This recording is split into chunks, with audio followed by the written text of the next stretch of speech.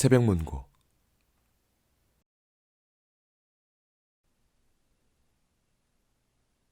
안녕하세요. 온새벽입니다. 좋은 책들은 여러 번 읽을 때 더 좋잖아요. 매번 다른 느낌을 주기도 하고, 지난번에는 보이지 않았던 것들이 눈에 띄기도 합니다. 왜 갑자기 이런 얘기를 하냐면요. 며칠 전에요. 제가 초등학생 때 읽고 책장에 넣어둔 채로 까맣게 잊고 있었던 책을 하나 발견했습니다. 바로 건축무한 육면각체의 비밀인데요. 아시는 분들은 아실 거예요. 이상해 씨 건축무한 육면각체를 소재로 한 소설로 원작에 비해 조금 아쉽긴 했지만 어쨌든 동명의 영화도 나온 적이 있었고요. 2007년에는 현대에 맞게 작중 배경이 조금 바뀌어서 개정 출판되었는데 그 이전에만 읽어보셨던 분이라면 개정판도 읽어보시면 좋으리라 생각합니다. 이상이라고 하면 난해한 시들을 많이 발표했던 시인들로 우리는 보통 기억하고 있죠. 건축무한 육면각체라는 시 역시 그런데 소설은요, 이 시를 둘러싸고 있는 일제의 숨겨진 역사적 음모를 밝히는 내용입니다. 시의 구절들이 모두 특정 장소나 형태와 같은 것들을 지칭하고 있고 주인공들은 그 비밀을 추리해 나갑니다. 이렇게만 이야기해도 호기심을 엄청 자극하지 않나요? 역사 소설이면서 판타지 소설이기도 한 작품이라 아주 재미있게 읽었던 기억이 있는데 다시 읽어도 너무 재미있는 것 같습니다. 줄거리를 더 알려드리고 싶긴 한데 이 이상 내용을 더 이야기하자니 스포일러가 될 것 같아서 입이 근질거리지만 좀 참고요. 책의 가장 시작부터 한번 읽어드리겠습니다.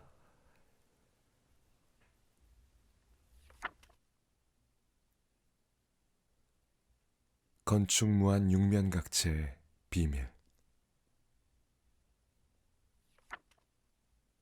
사람은 사람의 객관을 버려라.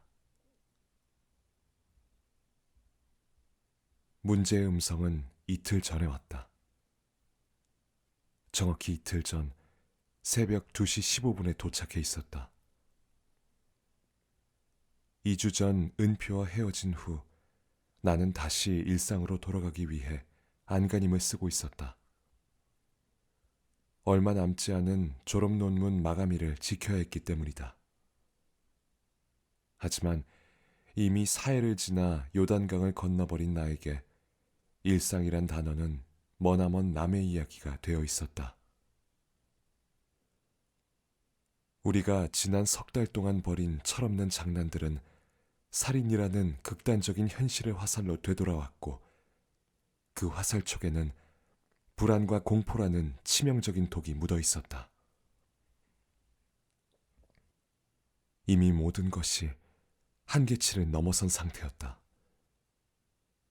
우리는 열어선 안 될 판도라의 상자를 단번에 열어버렸고 그 안에서 쏟아져 나온 것들은 우리의 상상을 초월한 괴물들이었다.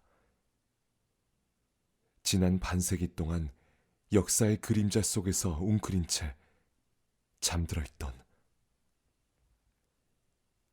그로 인해 6명이 목숨을 잃었고 이젠 우리 차례였다. 저승의 사자가 내민 제비를 누가 먼저 뽑느냐만이 남아 있었다. 그런데 그 순간 은표가 연락을 끊고 모든 짐을 혼자 짊어진 채 사라져버린 것이다. 그건 공평하지 않았다. 이 게임은 은표와 내가 함께 시작한 것이었고 결말이 어떻게 나건 우린 함께 마지막 패를 펼쳤어야 했다.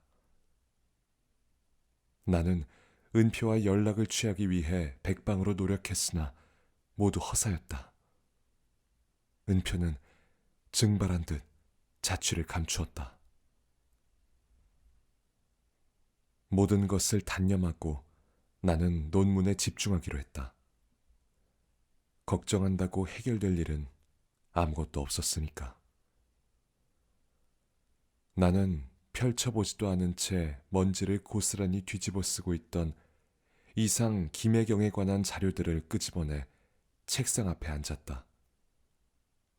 그리고 손에 잡히는 이상의 시집 한 권을 아무 생각 없이 골라 펼쳤다. 건축무한 육면각체. 맙소사. 이상의 시 116편 중 하필이면 이 시를 펼치다니. 암호와도 같은 이 시 때문에 모든 사건이 시작되었던 것이다. 나는 황급히 고개를 돌려 이상의 다른 자료들을 바라보았다. 한국 현대시인 연구, 건축학적인 측면에서 바라본 이상의 시 분석. 나는 자연스럽게 나오는 한숨을 내쉬곤 돌아누웠다. 방을 가득 메운 이 자료들은 표피만을 핥고 내뱉은 배부른 학자들의 헛소리라는 것을 잘 알기 때문이었다. 논문은 물 건너 갔다. 나는 혼자 읊조리며 은표를 생각했다. 은표는 무사할까? 지금까지 진행된 우리의 추리는 과연 옳았을까? 그때 문득 어딘가 처박혀 있을 핸드폰이 떠올랐다. 뒤죽박죽인 머릿속을 정리하느라 핸드폰 충전하는 것을 까맣게 잊고 있었던 것이다. 유일하게 은표와 연결될 수 있는 통로가 내 게으름 때문에 막혀 있을지도 모르는 일이었다. 나는 방을 가득 메운 잡동사니를 뒤지며 낡은 핸드폰을 찾기 시작했다. 아니나 다를까. 핸드폰은 빨랫감을 담아두는 바구니 속에서 전원이 꺼진 채 널브러져 있었다. 충전기에 핸드폰을 올려놓고 전원을 켤까 말까 망설였다. 결국 충전이 완료될 때까지 기다리기로 했다. 입을 꾹 다문 채 줄임배를 채우고 있는 핸드폰을 보고 있자니 알 수 없는 초조함이 밀려왔다. 버려진 지 오래된 낡은 저택의 우체통을 여는 심정이랄까. 열어봐야 세금고지서와 독촉장이 전부일 것이다. 하지만 인간이란 눈꼽만큼의 희망 때문에 모든 것을 망치는 어리석은 존재인 것이다. 나는 결국 5분을 참지 못하고 핸드폰 전원을 켰다. 액정 화면에 이젠 한물간 초기 화면이 현재 시각과 함께 나타났다.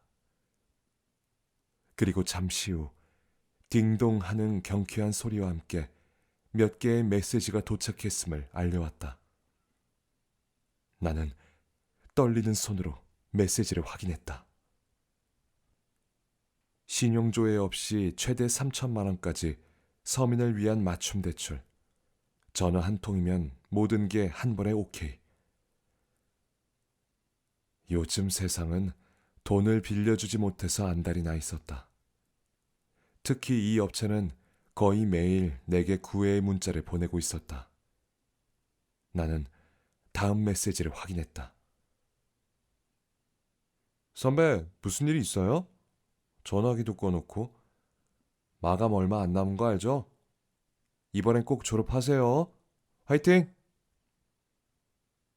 이젠 사회 선배가 되어버린 후배의 격려 문자였다. 나는 또다시 낙제를 먹고 등교하게 될 우울한 캠퍼스를 생각하며 확인 버튼을 눌렀다. 음성 메시지가 남아있었다. 형, 대체 어디 있는 거야? 뭘 하기에 전화도 안 받아. 모든 게 사실이었어. 우리가 떠벌리고 다닌 게 전부 사실이었다고. 어떻게 할지 모르겠어. 놈이 날 찾고 있어. 여길 떠야 돼. 이 메시지 듣는 대로 빨리 연락 줘. 나는 은표의 목소리를 듣는 순간 자리에서 벌떡 일어났다. 제기를. 나는 가장 중요한 순간에 핸드폰을 꺼놓고 있었던 것이다. 자책감이 몰려왔다. 은표는 비밀의 근원에 접근한 것이 틀림없었다. 그와 함께 놈들의 위협도 목전에 와 있는 것이다. 도대체 나란 인간은 언제나 이런 식이었다. 항상 누군가 필요로 할 때 그 자리에 없는 것이다. 음성 메시지가 아직 하나도 남아 있었다. 나는 지체 없이 확인 버튼을 눌렀다. 더 이상 시간이 없어. 놈들이 곧 나를 찾아낼 거야. 지금부터 내가 하는 말을 잘 들어. 메시지를 듣는 대로 당장 서울역으로 가. 우리가 마지막으로 추리했던 장소 기억하지? 거기에 지금까지 모든 비밀을 담은. 갑자기 뚜 하는 신호음과 함께 은표는 사라졌다. 이것이 마지막 메시지였다. 나는 한동안 자리에서 움직일 수가 없었다. 온몸의 신경이 일제히 곤두서며 제각각 반란을 일으키고 있었다. 그와 함께 수많은 생각들이 뇌리를 스쳐 지나갔다. 도대체 무슨 일이 있었던 것일까? 은표는 놈들이 자신을 쫓고 있다고 했다. 이미 어느 뒷골목 쓰레기통 속에서 주검이 되어 나뒹굴고 있을지도 모른다. 불길한 생각이 꼬리를 물고 이어졌다. 나는 내 뺨을 세차게 때렸다. 정신 차리자. 이럴 때일수록 이성적으로 생각해야 한다. 일단 지금 내가 할 수 있는 일은 뭐지? 경찰에 알려야 할까? 우리가 지금까지 겪은 일들을 사실대로 말한다 해도 경찰은 절대 우리의 이야기를 믿지 못할 것이다. 왜냐하면 우리가 지난 석 달 동안 겪은 일은 상식의 선을 한참 넘어 있었으니까. 나는 일단 은표가 마지막 메시지에 남겼던 비밀의 실체를 찾기로 하고 허겁지겁 옷을 챙겼다. 그리고 문을 나서며 마음속으로 빌었다. 제발 살아만 있어라. 직선은 원을 살해하였는가? 나는 어딘가로 완만하게 하강하고 있었다.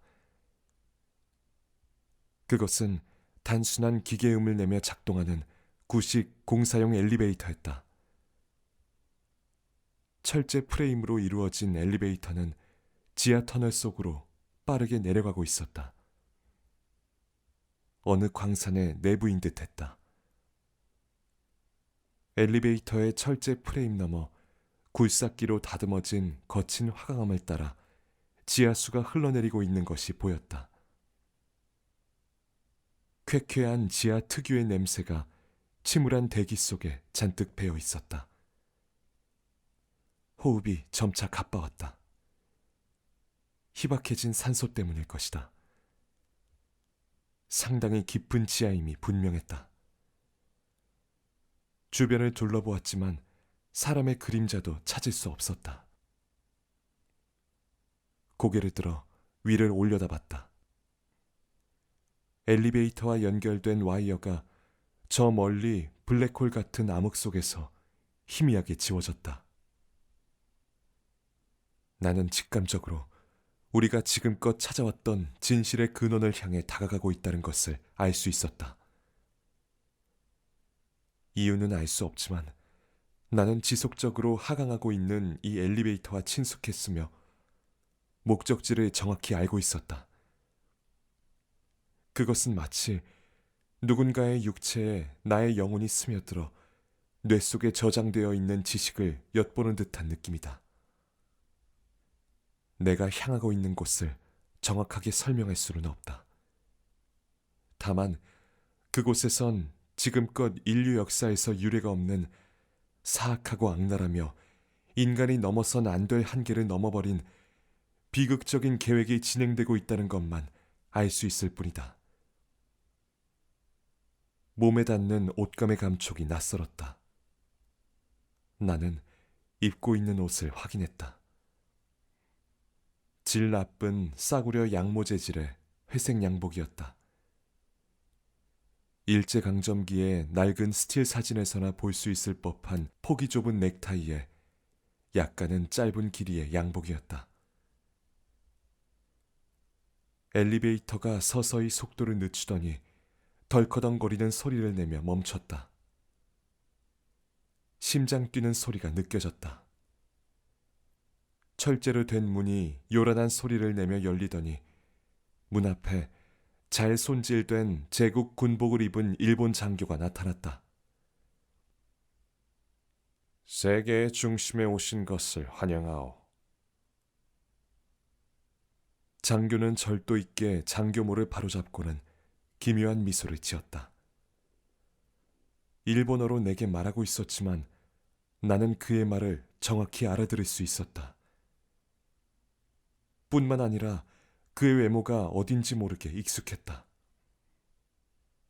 장교는 나에게 따라오라는 손짓을 하고는 앞서가기 시작했다. 나는 말없이 그의 뒤를 따라갔다. 장교와 나는 한 사람이 간신히 지날 수 있는 좁은 터널을 따라 걷고 있었다. 천정에는 터널을 따라 일렬로 백열전구가 매달려 있고 그 위로 지하수가 흘러내리고 있었다. 얼마를 걸었을까? 저 멀리 터널의 끝이 보였다. 그 끝에서 햇빛에 가까운 강한 빛이 쏟아져 나왔다. 하지만 우리가 향하고 있는 곳은 지상이 아니었다. 나는 거의 5분이 넘게 엘리베이터에 매달려 내려오지 않았던가. 장교는 이곳에 수백 번도 더 왔다는 듯이 어둠을 뚫고 익숙하게 빛의 근원으로 다가갔다. 열기가 느껴졌다. 그와 함께 마음속에는 지을 수 없는 죄책감이 천근만근 심장을 짓누르기 시작했다.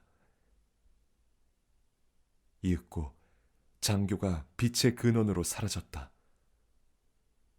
나도 그를 따라 빛 속으로 들어갔다.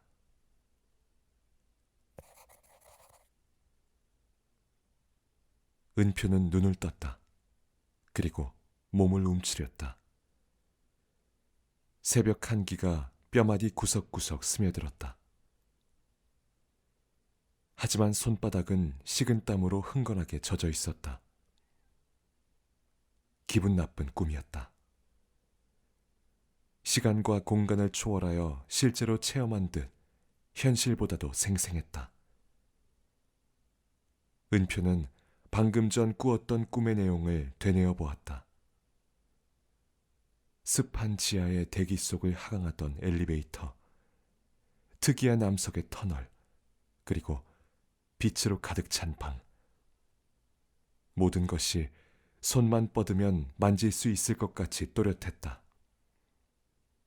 은표는 고개를 설레설레 저으며 중얼거렸다. 이제 잠시 후면 모든 것이 밝혀진다. 잠시 후면. 은표는 아른거리는 꿈속의 장면을 뒤로 한 채 주변을 살폈다.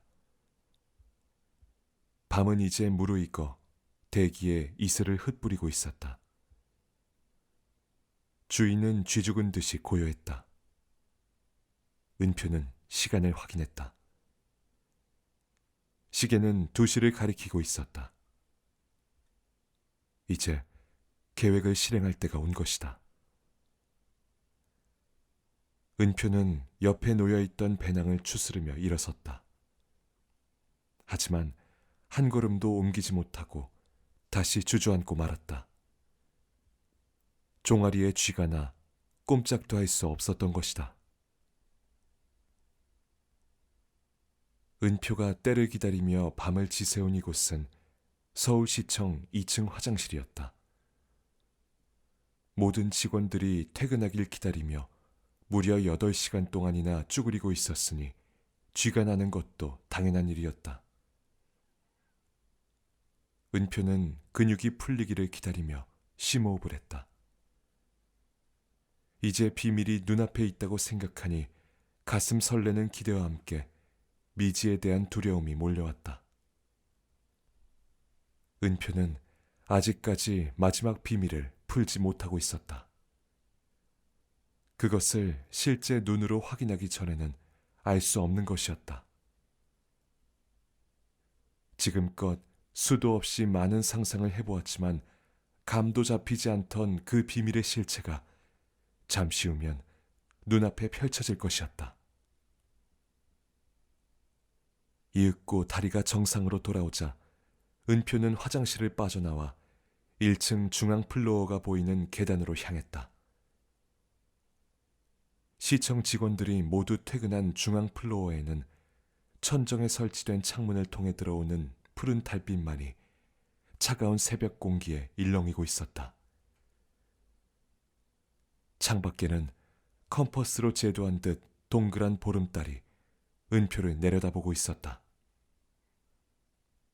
저 달은 일제 통치하에 수많은 하늘 짓밟고 지어진 이 건물을 반세기 동안 지켜보고 있었을 것이다.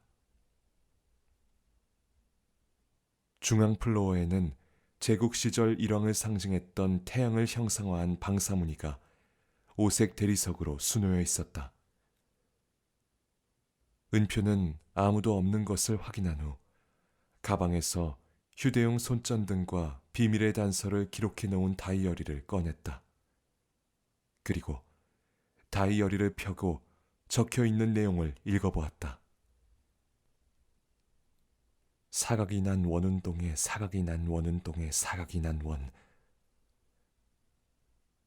은표는 들고 있던 손전등으로 태양무늬 중앙의 대리석을 비추었다. 주변의 평범한 다른 돌과 달리 빛나는 주석과 오색의 대리석으로 정교하게 짜맞춰진 제국의 문양이 눈에 들어왔다. 그것은 세 개의 정사각형들이 크기를 달리해 서로 엇갈리며 중앙으로 이어지는 국화 문양이었다. 여기다. 네 번째 사각이 난 원. 은표의 온몸에 전율이 흘렀다. 지금 이상 김혜경이 세상에 간절히 알리고 싶어 했던 비밀의 실체, 그 입구에 서 있는 것이다.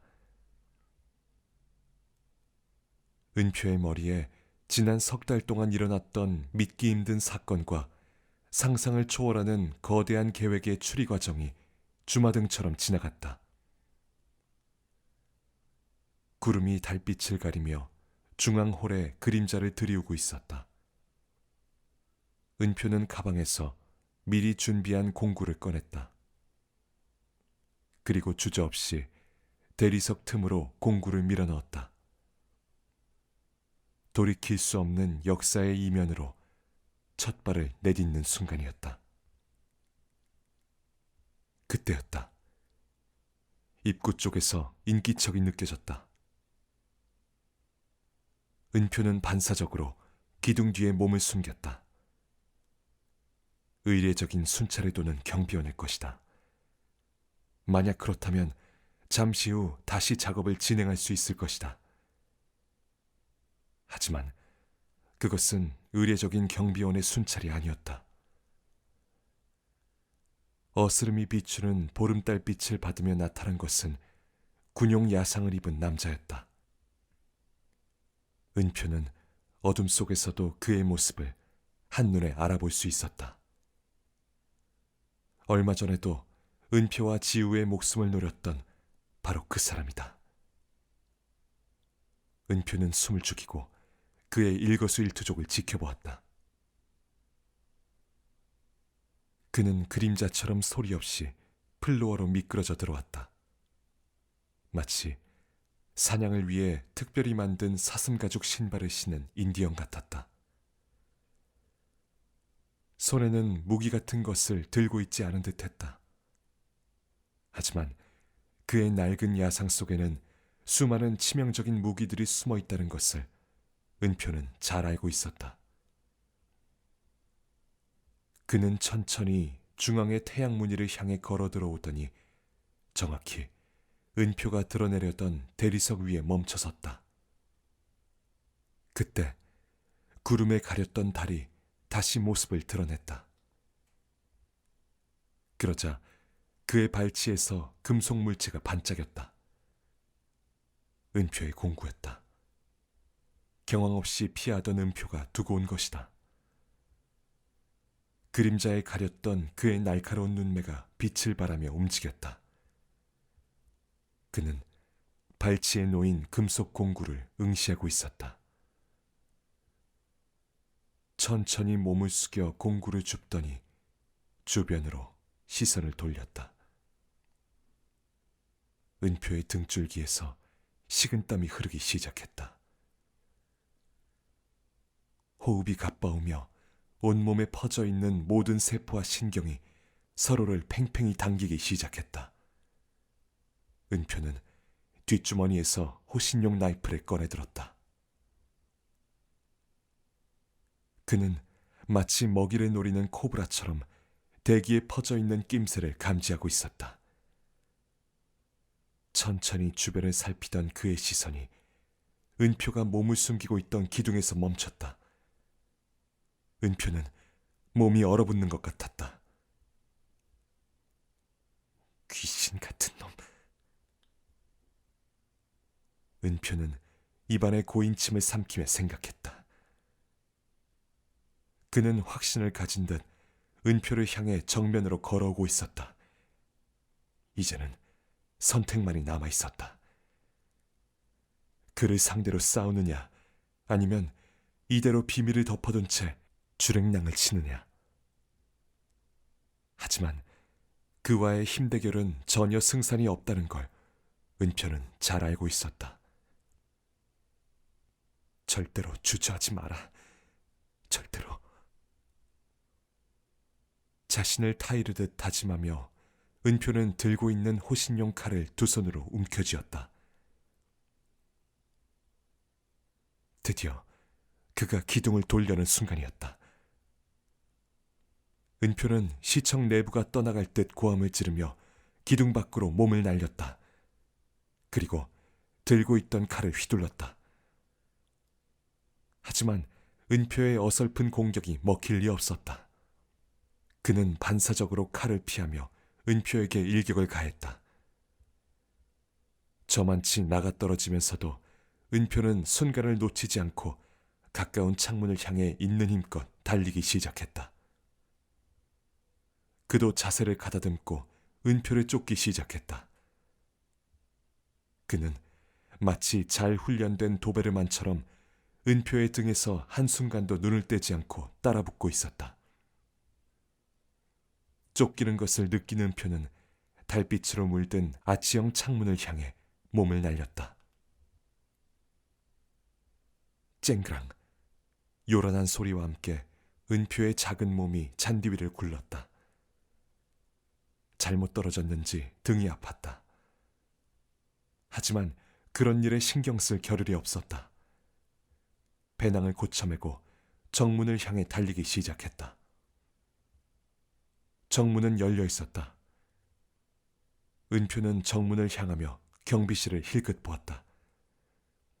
만약 누군가 있다면 도움을 요청할 수 있을 것이다. 하지만 경비원은 죽은 듯이 잠들어 있었다. 창문이 깨지는 소리에도 잠에서 깨어나지 않은 것을 보면 마취된 것이 틀림없었다. 역시 프로다운 행동이다. 그는 절대 불필요한 살인으로 주위를 시끄럽게 하지 않는 것이다. 그때 또 다른 창문을 깨며 그가 뛰쳐나왔다. 그는 사뿐히 잔디밭에 내려앉더니 지체 없이 은표를 향해 달려오고 있었다. 은표는 일단 대로로 향했다. 그리고 주위를 둘러보았다. 은표의 기억에는 이쯤에서 항상 전경들이 조를 편성하여 순찰을 돌고 있었다. 하지만 어찌된 일인지 경찰 유니폼은 어디에도 보이지 않았다. 젠장, 도대체 경찰들은 다 어디로 간 거야? 순간 뭔가 날아와 은표의 팔뚝에 박혔다. 정신이 아득해지며 액체가 흘러내리는 것이 느껴졌다. 은표는 달리는 속도를 늦추지 않으며 팔뚝을 바라봤다. 대나무로 된 작은 화살이 박혀 있었다. 저 멀리 그의 손에는 고대 수렵에서나 사용되었을 법한 각궁이 들려 있었다. 활의 본체가 달빛에 반짝거렸다. 그는 다시 화살을 활에 걸고 은표를 향해 시위를 팽팽히 당겼다. 은표는 방향을 바꿔 반대편 골목으로 몸을 날렸다. 심장이 터질 듯이 고동치고 상처 입은 팔에서 계속해서 피가 흘러내렸다. 뭔가 수단을 강구해야 했다. 그때 움직이는 불빛이 보였다. 청소차가 쓰레기를 치우고 있었다. 은표는 생각할 겨를도 없이 청소차에 올라탔다. 지독한 악취가 코를 찔렀다. 저만치 드리워진 골목 그림자 속에서 그의 시선이 느껴졌다. 그는 사람이 있는 곳에 절대 모습을 드러내지 않는다는 걸 은표는 잘 알고 있었다. 또한 절대 포기하지 않는다는 사실 역시 잘 알고 있었다. 갑자기 나타난 은표를 보고 당황한 미화원들이 일손을 멈추고 멍하니 바라보고 있었다. 은표는 그들의 시선은 아랑곳 않고 팔에 박힌 화살을 빼냈다. 뼈를 다치진 않았지만 출혈이 심했던지 눈앞이 가물거리며 어지러웠다. 일단 옷을 찢어서 지혈을 했다. 어느 정도 피가 멎자 은표는 그의 거동을 살폈다. 그는 이미 어디론가 사라지고 없었다. 안심하긴 아직 이르다. 지금 이 상황에서 은표를 도울 수 있는 사람은 지우뿐이다. 은표는 주머니에서 핸드폰을 꺼냈다. 하지만 핸드폰은 방금 전 창문에서 뛰어내릴 때 부서져 두 동강 나 있었다. 하필이면 이럴 때. 은표는 부서진 핸드폰을 도로 주머니에 넣곤 주위를 둘러봤다. 어둠 속 한 귀퉁이에 서 있는 공중전화 부스가 보였다. 은표는 비틀거리며 전화 부스로 다가갔다. 정신이 아득해져 오고 있었다. 과다한 출혈 때문이었다.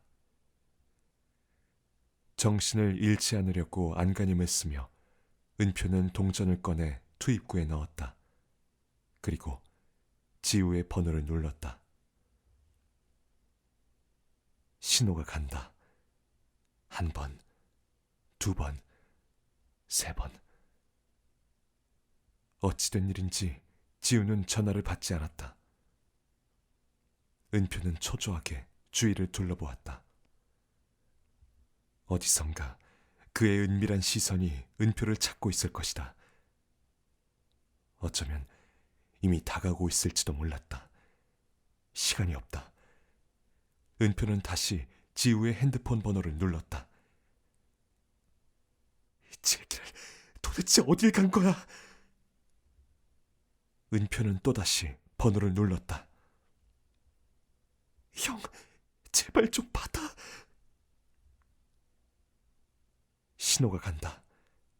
한 번, 두 번, 세 번.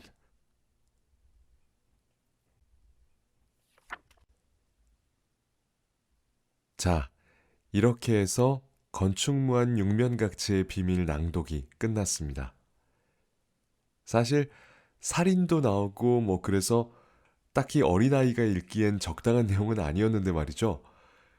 무서워하면서 열심히 읽었던 기억이 있습니다.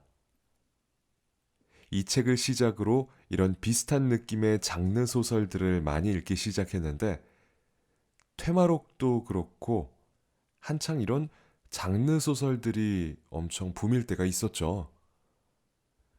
그 이후로는 어째서인지 장르 소설들을 읽을 기회가 많이 없었는데 혹시 좋은 작품을 알고 계신 분들은 추천해 주시면 정말 감사하겠습니다. 제가 책을 소개하고 추천하는 것처럼 저 역시 누군가에게 재미있었던 책들을 소개받으면 기분이 참 좋더라고요. 마음 같아서는 이 뒷내용도 다 읽어드리고 싶은데 그럴 수 없어서 참 아쉽네요. 뒤로 갈수록 더 재밌고 흥미진진해지니까요. 소설을 읽고 있지만 머릿속에서 영화를 보는 것 같은 기분을 느끼고 싶다면 건축무한 육명각치의 비밀은 어떠신가요? 온새벽이었습니다.